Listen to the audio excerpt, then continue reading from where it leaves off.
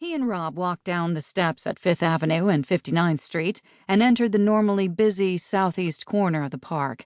But on such a miserable day, it was quiet, the noontime traffic above them almost distant, as if they'd entered an oasis in the middle of the tall buildings and millions of people.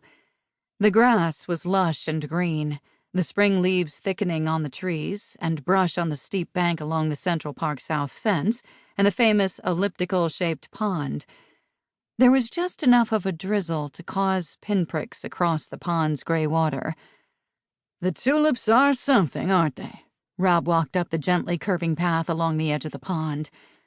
"My sister says they're done for in Tennessee." "Rob, Christ, I've got work to do. I can't be wasting time looking at flowers." "What's the matter? We hard-ass marshals can't appreciate tulips?" Nate made himself take in the thousands of tulips that blossomed in waves on the sloping lawn to the right of the path opposite the pond. Dark pink, light pink, white. They added a cheerful touch of color against the gloom. "All right, I've appreciated the tulips. When do tulips bloom in New Hampshire? July?" "We're a couple weeks behind New York." Probably more than a couple weeks this year, according to his uncle. Even for a tried-and-true northern New Englander like Gus Winter, it had been a long winter. More snow than normal, more days with temperatures that fell below zero, and a Valentine's Day wedding in the middle of it.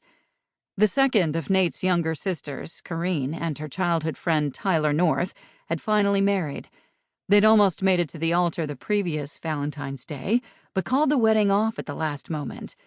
It had taken a murder in Boston and a dangerous showdown with a madman on infamous Cold Ridge in the White Mountains before they came to their senses and finally married. The previous October, Nate's other younger sister, Antonia, had married Hank Callahan, now the junior U.S. Senator from Massachusetts. No one had said, "Two down, one to go," but Nate had heard the words in his mind. He had no intention of getting married while he was still working on the streets. He'd been orphaned as a little boy. He liked not having anyone worrying about whether he'd come home that night. A wife, kids, a dog. He didn't even own a cat. Gus, at least, left him alone. His uncle was in his 50s now and had never married. He was just 20 when he'd ended up raising his nephew and two nieces after their parents died of exposure on the ridge that loomed over their small New Hampshire town of the same name. Nate had left Cold Ridge at 18 and never went back to live. He never would. "I caught the dogwoods when I was home in April," Rob said in his amiable southern accent. "You don't see so many dogwoods up here." "Dunnemore, are you going to keep talking about goddamn flowers all afternoon?" "Dogwoods are a flowering tree. I know, give me a break. You should come to Nashville. My sister—" Rob flinched suddenly, his body jerking back and up, his knees stiffening as he grabbed his upper left abdomen and swore. "Fuck! Nate! Shit!" Nate drew his Heckler and Koch, but told himself Rob could just be having a back spasm or a heart attack. The guy almost never swore. Something had to be wrong. Maybe a bee sting. Was he allergic?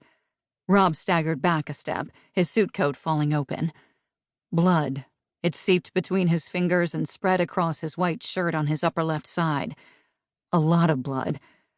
"I've been shot," he said, sinking.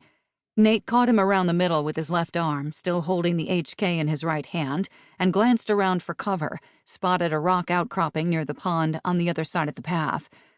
The shooter. Where the hell was he?